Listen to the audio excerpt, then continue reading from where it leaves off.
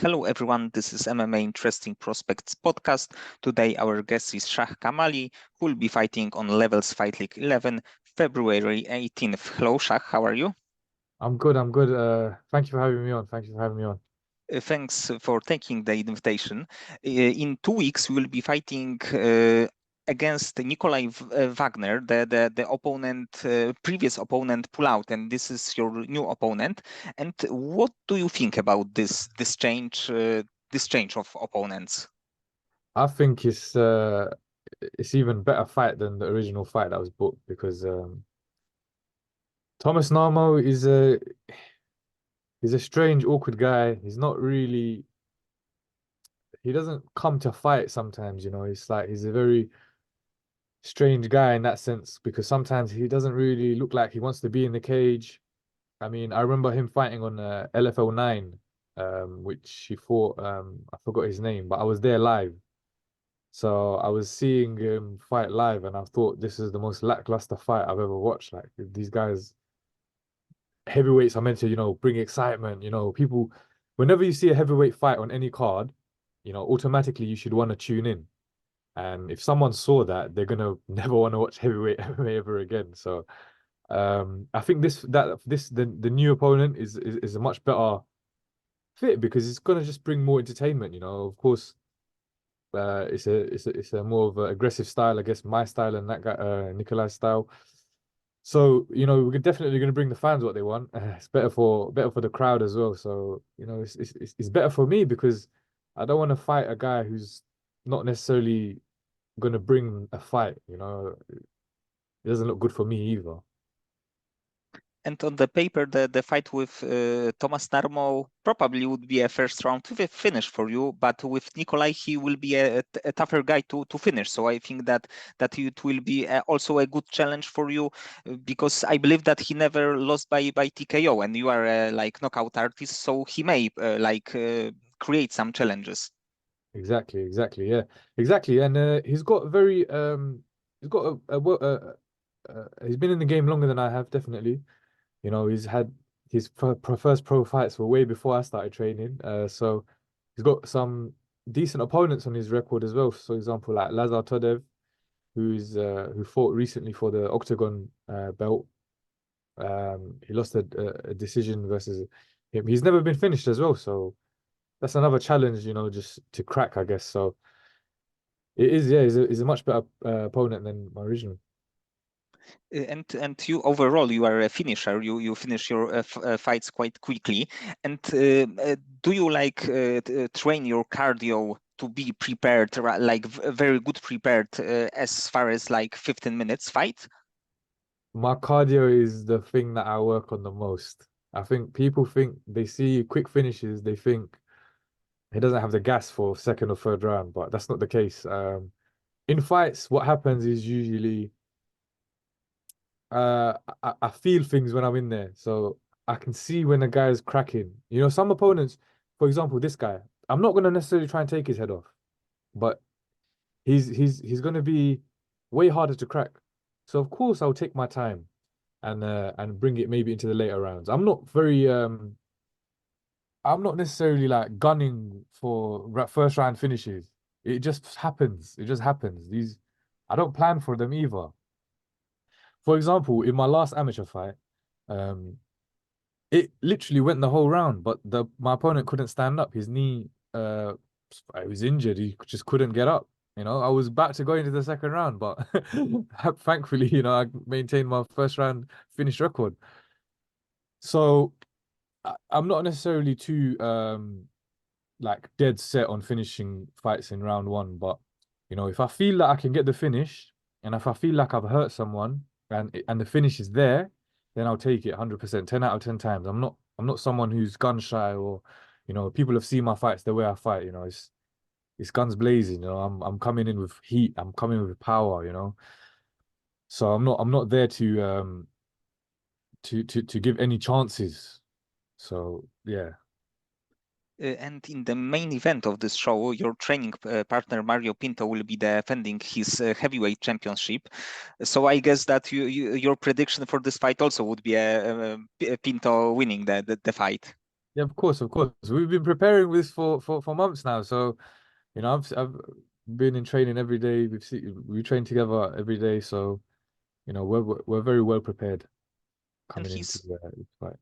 he's also one of the like because overall in MMA it's always like shortage of good heavyweights, and Mario Pinto even right now probably level of his skills that he should be easily in the UFC, and probably it's just a matter of like one or two more fights to for him to be there. Definitely. I think what we're thinking of is we're thinking more so um long term because we want to get experience first. Once you get to the big leagues, you're there. You don't want to get to the big leagues and stumble here and there, and you want to get there and you want to be ready and prepared because it only takes, especially in the heavyweight division, it only takes 2, 3 wins until you're really fighting for the belt, really.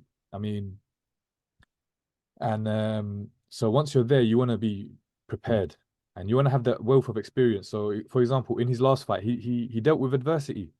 He got clipped with a big knee, which he recovered from. He was in a lot of leg lock situations, which he had to obviously stay calm and overcome. So these are the kind of difficulties you want to experience and encounter on the regional stage, or before you get to the international, like major international promotions, UFC and so forth, the PFL. So we're trying to do it the smarter way. We obviously have a lot of conversations. He could have probably gone to the UFC contenders, the contender series fight or two ago. Is because it's a very scarce division, isn't it? Heavyweights, especially in Europe, they're very hard to come by. And especially all well-rounded and athletic and good gas tank like Mario. So eh, we know where we're headed. So that's And in like few weeks you can be perfect as a team because Stuart Austin started your maybe a winning streak because he won on the octagon in the octagon cage against very good opponent, and it was a very good performance. So in like few weeks you can be a 3-0 as the team. yeah, that's always what we aim to do. So Stu is our coach, and he set it led by example. So now we just got to follow. And when I was watching your fights, I also found out about your YouTube channel. It's only few like films, but videos, but it's a very good one. And in one, probably the first video, it was a very like good and important quote that the greatest risk in life is to play safe. I think this really like a smart way to be thinking about MMA and overall about anything in life. Definitely. I think you know I have a, let's say for example, I have more choices open for me than just MMA in life. But for me, I feel like this is something that I see myself being great at. So I'm gonna take that risk and I'm gonna put everything that I have into this because I don't want to look back and think to myself, I could have done this, I could have done that. So I'm just, going straight head first, taking all the risks that I can and seeing just who I can become by taking, these opportunities. And your combat sport started with BJJ, right? Yes, yes, yes. Started with BJJ 2018. So about 5, 6 years ago, yeah. Um just by chance, really, just and then just started from there, really, just kept on coming every day and now I'm here. And MMA was a like natural step for you after BJJ. It just happened to be that the MMA classes used to run on the other side of the mats. So I would watch it every day and I'd see it's quite interesting. Of course, you don't want to just be a guy who can grapple, you want to be a guy who can strike as well. And learning how to punch and kick and mix everything together was definitely something that I wanted to do because I don't want to be that one guy who could just, grapple around on the floor, roll around on the floor and not be able to like defend punches or strikes because you just look kind of silly, I guess. And Stuart is a great coach. Like he's a great people person. So I think that's what kept me coming back to the classes. It wasn't necessarily MMA itself, it was more the coach. And that's quite important as well in other people's in people's journeys, I guess. So sometimes it's not necessarily the MMA itself that keeps you going. Sometimes it's the relationships, you know. Um, he's been my coach since day one, so I've only ever had like basically one MMA coach, Stuart, and we've come a long way. I mean, since I've started, I'm essentially the only one that's kind of kept going. You know, Mario obviously came and trained at a later date. They met through a different gym. But now we're all at Fightzone and we're all working hard. So yeah, So it was good that Stuart Austin was in the like gym this day or this week, because if not, your life path would be go probably in the different direction. much different. Yeah, much different direction. Uh, do you start in BJJ or grappling competition still, or you are focused right now on MMA only? I only ever do BJJ competitions if I've not got any fights for a long time. For example, I done one recently, not recently, but after I fought in October. I think I did one straight after or before that. I'm not sure. No, it was before. It was before my professional debut that I had just a little competition just to see how my grappling was really. It's good to grapple guys bigger than you and getting those competition nerves out of the way. It's just good to experience it. For now, I'm just focused on MMA. I mean, I've only ever, that's my first competition that I did in I think 2 or 3 years. The last time I competed before that was just before lockdown hit, and I've just been doing MMA since really. And when you're thinking about like possible opponents, what do you think would be a toughest stylistically matchup for you right now? Tougher stylistically, I'd say I have an all-round game. Nothing really is too difficult for me to deal with. Um, it's difficult to say because I've actually faced quite a few different styles of fighters as an amateur. Um, but someone who's giving me the most difficulty, I'm not sure. I wouldn't really say there's much. Someone who's very well-rounded and is more well-rounded than me, I guess. But we'd have to get that to that level first, that experience level first. Yes, maybe just a fighter who is experienced, like 10-5 or something like this. Maybe he can like use his experience, some kind of tricks. Maybe the opponent will know how to win rounds. Maybe this is Yes, a yes. like sneaky like opponent. Yeah. Like veterans, they know how to like win in like the last minute of the round or just make things look good. Yes, like a takedown in the last 30 seconds or something like this. Yeah. Uh, how big your potential is in MMA, in your opinion? Uh, Essentially, I don't necessarily think about, I just think about what I need to do every day. Okay. So I'm training every day, 6 days a week. I'm training sometimes, mostly twice a day.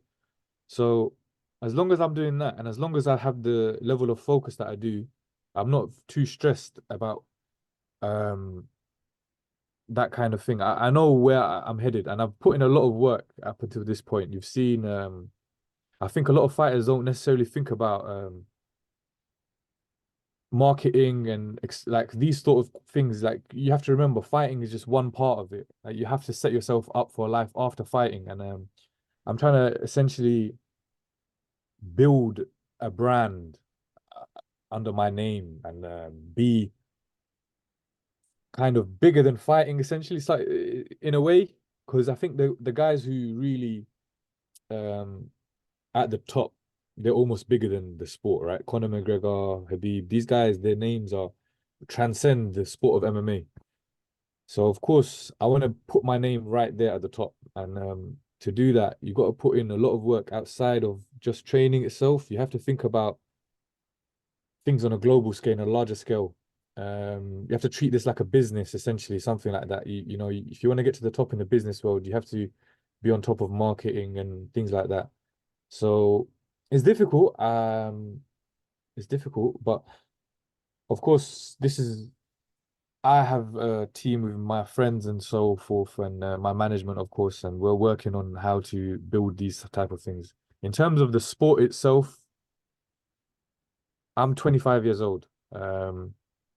As a heavyweight, that's so young, right? That's so young. Think about the top heavyweights now. Um, they're 30s plus, right?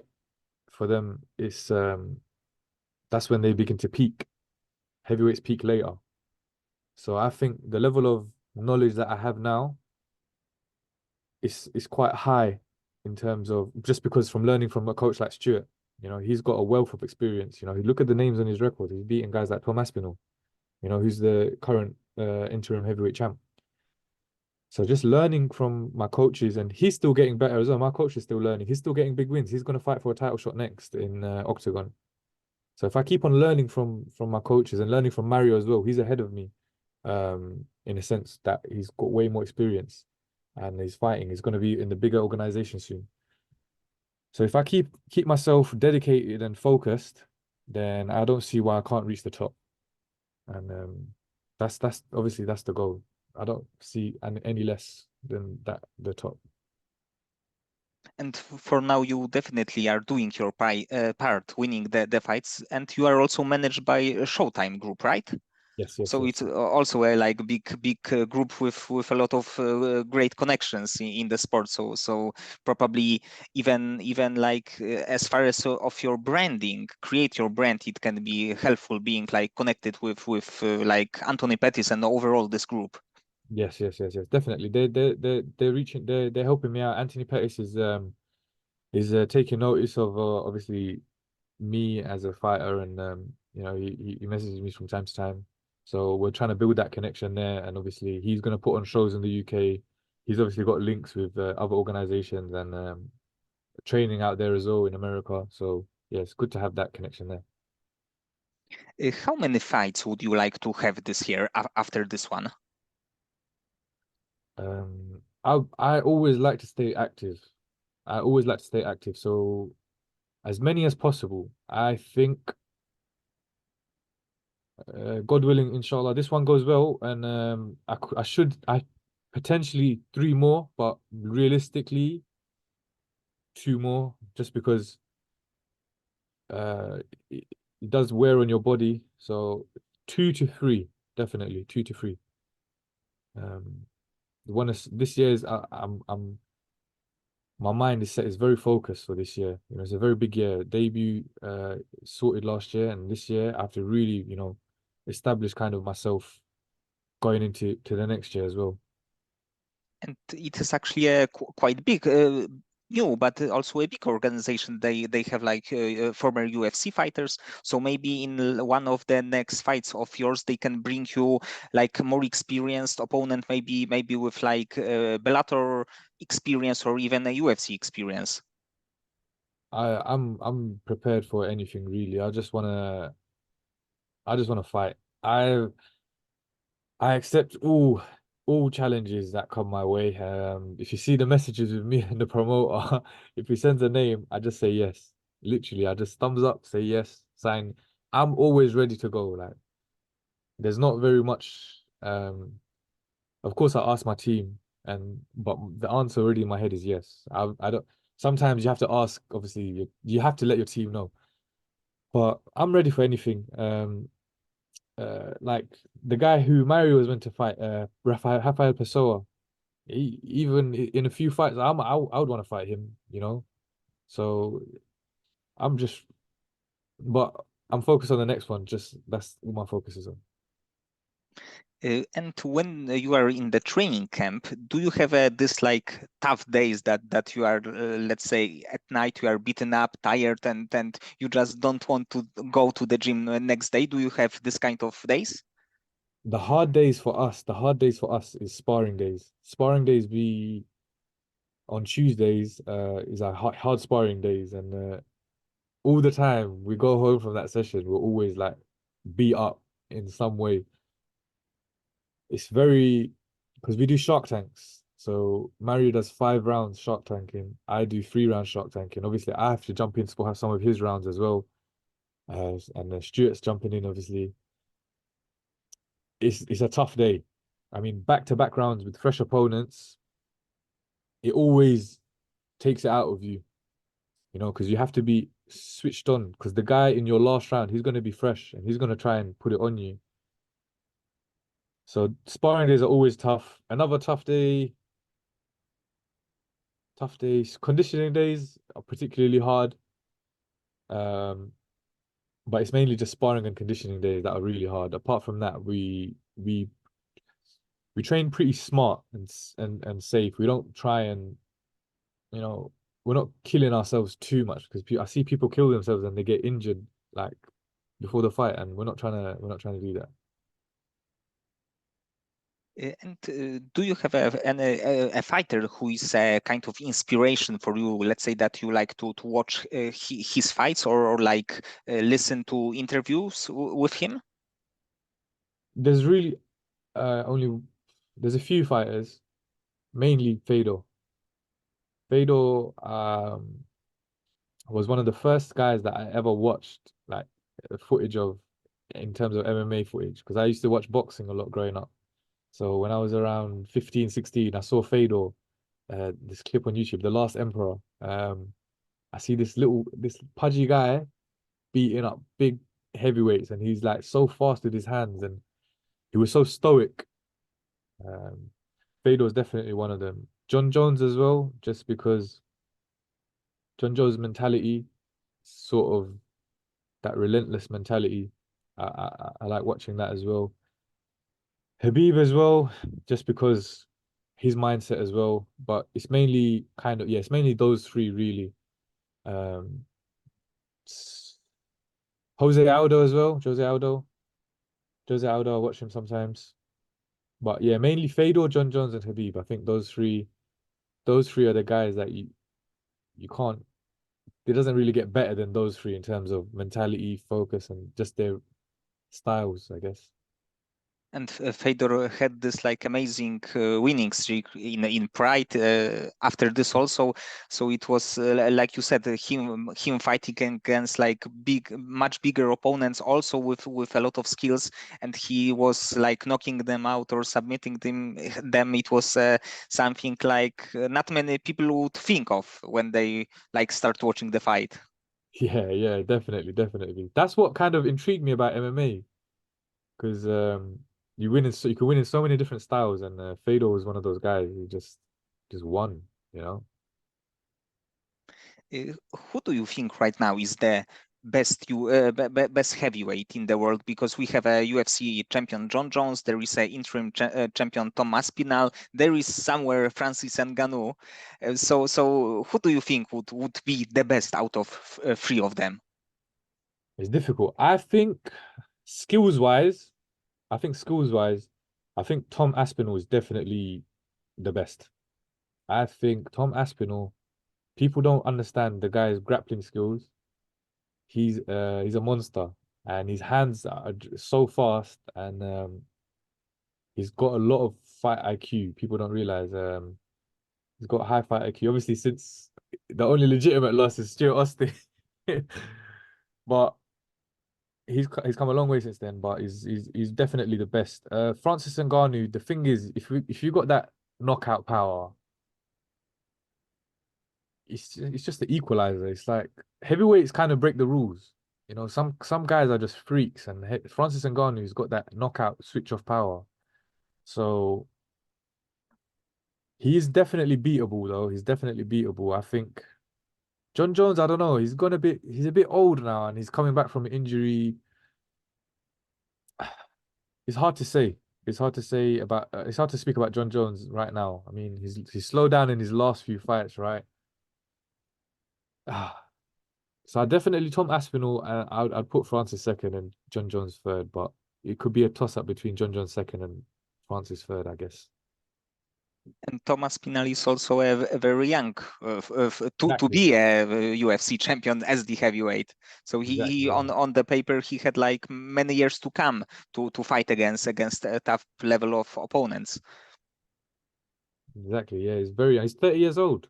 He's 30 years old. He's very young. So he's got a lot of time. A lot of time. And about your career, what is like the biggest motivator for you to fight MMA, to train, to try to become a champion? The biggest motivation for me is difficult to say. I just because of course I didn't start training until late. I was 20 years old when I started MMA, essentially. It's quite late for most people. As in, I didn't come from any background in sports. I didn't come from any kind of structured training. I just was a guy who liked training. And for me, the goal is just becoming perfect in technique, having a skill set which is a level which almost is impossible to reach. That's my goal. Like it's beyond any sort of belt or whatnot. It's just I want to become the perfect fighter. You know, I want to become the best fighter that I can become. And the motivation for me, a lot of it is kind of the background that I come from. For example, like there's not many Bangladeshi fighters in fighting sports. There's a lot coming through now, but especially in London, where I was born and raised, there's a lot of Bangladeshis in my community, um, and very few choose to pursue athletic careers as seriously. You know, some might dabble in it, but then to actually actively pursue it is a thing. And there's a lot of you can see it from just any of my fights in the comment section. All of the comments are from people in Bangladesh back home. They're very proud to see someone representing them in sports because it's hard to believe that someone can do it because there's not a lot of there wasn't a lot of examples for me growing up, I guess, to go into sports. Who can I look up to? That's from my background as that's pursuing sports. So that's another motivation for me. Essentially, it's like I want to be that kind of person to show if I was a child again, I want to show my child self that look, there's someone that can do it. So obviously there's kids nowadays that are going to look up and they're going to say, okay, look, he can not just achieve in sports. There's someone there that believes in themselves as a positive inspiration, a role model. Because of course, growing up from my background, there's a lot of people that get pulled in the wrong directions, you know, in terms of crime and just not doing well, not believing in themselves in life. And I want to show people that it's possible, you know. I want to be kind of not a role model. I don't want to put that on my I don't want to put that kind of stress on my shoulders, but I just want to show people what's possible when you work hard and you believe in yourself. And in a few years, it can be that you are a like UFC fighter, and there are like 18 years old or 20 years old, like starting their pro career, and they see you as the guy who like overcome all of this kind of problems and then become a like top level guy. So you maybe you might be this kind of motivation that people need. Exactly. Yeah, yeah. As long as, you know, the most important thing is I have to put in that work myself, you know. It doesn't come by chance.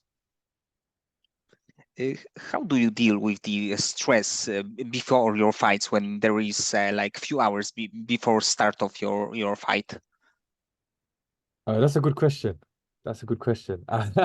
If you were to ask people that share a changing room with me, they'd say this guy he just sits still for like 3 hours and then warms up and then goes out to fight. That's literally what I do. I don't really think about it too much. Fight day is always strange for me. I think everyone deals with it differently, but for me, I'm very calm. I'm very calm. I'm very calm. I think the most nervous I am is when I start camp. And by the end, I've done all the preparation. You know, I've not missed a session. I've done everything. I've worked incredibly hard. So when it comes to fight night, I just have to remember I have to control what I can control. And I don't really stress about anything else. I sit in one spot and I've got headphones on. I'm just listening to whatever I'm listening to. And then I warm up and then I go out. Because the fights go by so quickly. There's no point in over stressing. The stress comes. I always feel like I should be more stressed to go to like a sparring session, for example, than to the fight. Because the training is what matters. If I don't put pressure on being the best in training, then I'm not going to be best on the night. You know, I have to put in everything into my training and being mentally present and focused. So on the night, it just comes naturally. And a lot of it is visualization work. A lot of it is visualization work. I'm visualizing, it's visualizing things all day, really, like scenarios, different situations, how I'm going to problem solve. And I've always been kind of good at that mental preparation, but as each fight goes on, I get better and better and better. And obviously, the experience of being in the cage, it becomes kind of more normalized in your brain. So yeah, in my last fight, I kind of felt very almost too calm in there. I kind of didn't have that same anxiety that I kind of usually have, but I've gotten better at that in my last few fights. Um, but yeah, it's just becoming more comfortable, I guess. And the more experience you have, the more comfortable you get. And outside of fighting, when you have a like free time, you are after your fight, do you have like any kind of passion or hobby, the other thing except MMA? Yeah, I do. I like photography and things like that. This kind of thing. So I've got a few cameras which I just go out and just take photography and just enjoy kind of things like that. I also like to read a lot. Um, when it comes down to fight time, in the last few weeks, I stopped reading because I can't focus as much on enjoying the things I'm reading. So out of camps, I'm reading a lot more, spending time with friends, I guess, a lot more, and just yeah, photography as well, and videography and things like of that nature. Creative things. I like enjoy those a lot. Uh, and about photography, is there any kind of like nature thing or like people? It's a bit of both, really. Um, if I'm with my friends or on holiday, it's a lot of travel photography, pictures of my friends and things like that sort of nature. I just enjoy the process of it. It's quite enjoyable to me, and I've recently got into like film photography, so I have to wait to develop pictures, and it's kind of exciting getting them back, and it's quite fun. I have one last question. It's also outside of fighting. If you have an unlimited amount of money and you can create any kind of business, but not connected with MMA, what kind of business would you like to start? A business that's not connected to MMA, what kind of business? A food shop, a burger joint, a burger shop. I would sell burgers because I used to have a burger shop back in 2021. So I'd start that back up again. And I used to be the chef, so I used to be making the burgers in the kitchen. So I'd definitely do that again. That was fun. That was very fun. Food is definitely hectic, but it's very rewarding at the same time. So I'd start a burger shop. So after your career, it can be like chain of the food trucks or restaurants. Exactly. Exactly. Okay, Shah. So many thanks for the time and conversation. I hope that you will win this fight and you will win some more this year. And next year maybe you will be like close to being signed with UFC or any bigger organization. Thank you. Thank you for taking the time out to interview me. It's been a very pleasant conversation. I hope to have more in the future, and thank you for the kind words. Yeah.